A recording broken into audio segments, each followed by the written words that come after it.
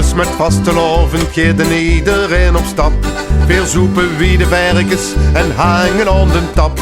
En Prins Maurice dat is een bies tot alles toe in staat.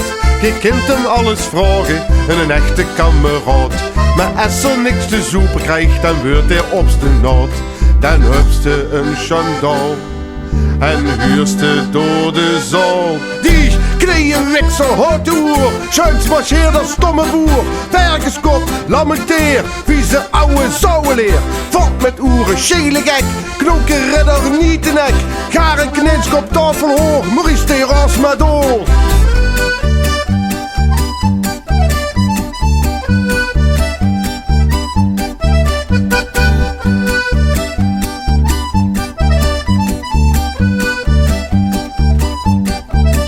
Vier houden verseerd, de café en de zaal. In een lange rij aloet, daar leven allemaal. En Nathalie die zoekt voor twiezen kost als niet meer stoom. De kastelein die dag wordt fijn, het is een streng gedoom. Toen zag Maurice de bis niet wies, we willen nog niet gewoon. En iedereen helpt in, dus je nog meer een zin.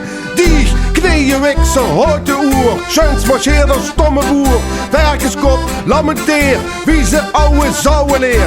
Valt met oeren, schele gek, knoken redder niet de nek.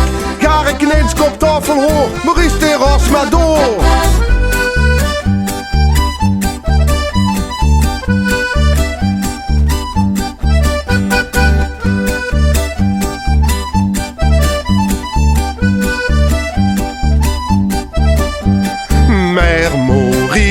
Die vindt dat beter gaar niet vies gaat eer zich amuseren, dan heet die jong goeie zin.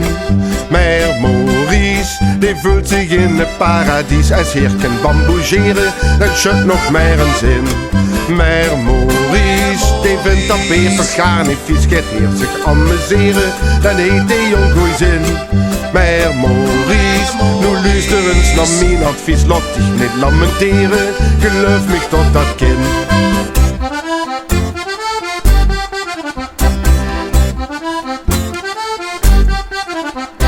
Schelewiksel, houte oer, schuins marcheerder, stomme boer. Vergenskop, lammenteer, vieze ouwe zouweleer.